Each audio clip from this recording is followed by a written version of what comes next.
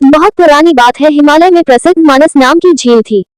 वहां पर कई पशु पक्षियों के साथ ही हंसों का एक झुंड भी रहता था। उनमें से दो हंस बहुत आकर्षक थे और दोनों ही देखने में एक जैसे थे, लेकिन उनमें से एक राजा था और दूसरा सेनापति। राजा का नाम था धृतराष्ट्र और सेनापति का नाम सुमुखा था। झील का नजारा बादलों के बीच में स्वर्ग जैसा प्रतीत होता था। उन समय झील और उसमें रहने वाले हंसों की प्रसिद्धि वहां आने जाने वाले पर्यटकों के साथ देश विदेश में फैल गई थी। वहां का गुणगान कई कवियों ने अपनी कविताओं में किया, जिससे प्रभावित होकर वाराणसी के राजा को वह नजारा देखने की इच्छा हुई।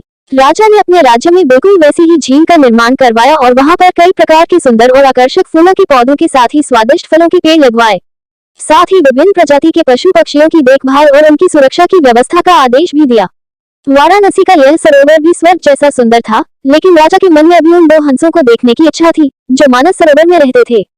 एक दिन मानस सरोवर के अन्य हंसों ने राजा के सामने वाराणसी के सरोवर जाने की इच्छा प्रकट की, लेकिन हंसा का राजा समझदार था। वह जानता था कि अगर वो वहां गए तो राज उन्हें पकड़ लेगा। उसने सभी हंसों को वाराणसी जाने से मना किया, लेकिन वो नहीं माने। तब राजा और सेनापति के साथ सभी हंस वाराणसी की ओर उड़ चले। जैसे ही हंसों का झुंड उस झील में पहुंचा, तो अन्य हंसों को छोड़कर प्रसिद्ध दो हंसों की शोभा देखते ही बनती थी। सोने की तरह चमकती उनकी चोंच, सोने की तरह ही नजर आते उनके पैर और बादलों से भी ज्यादा सफेद उनके पंख हर किसी को अपनी ओर आकर्षित कर रहे थे। हंसों के पहुंचने की खबर राजा को दी गई। उसने हंसों को पकड़ने की युक्ति सोची और एक रात जब सब सो गए, तो उन हंसों को पकड़ने के लिए जाल बिछाया गया। अगले दिन जब हंसों का राजा जागा और भ्रमण पर निकला, तो वह जाल में फंस गया। उसने तुरंत ही तेज आवाज में अन्य सभी हंसों को वहां से उड़ने और अपनी जान बचाने का आदेश दिया। अन्य सभी हंस उड़ गए, लेकिन उनका सेनापति सुमुखा अपने स्वामी को फंसा देखकर उसे बचाने के लिए वहीं रुक गया। इस बीच हंस को पकड़ने के लिए सैनिक वहां गया। उसने देखा कि हंसों का राजा जाल में फंसा हुआ है और दूसरा राजा को बचाने के लिए वहां खड़ा हुआ है। हंस की स्वामी भक्ति देखकर सैनिक बहुत प्रभावित हुआ और उसने हंसों के राजा को छोड़ दिया।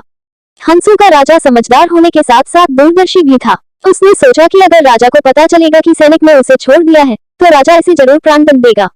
तब उसने सैनिक से कहा कि आप हमें अपने राजा के पास ले चलें। यह सुनकर सैनिक उन्हें अपने साथ राजदरबार में ले गया। दोनों हंस सैनिक के कंधे पर बैठे थे।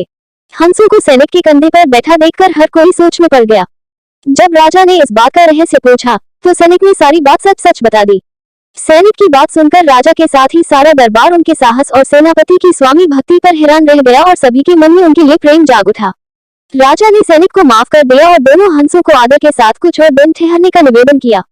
हंस ने राजा का निवेदन स्वीकार किया और कुछ दिन वहां रुककर वापस मानस झील चले गए।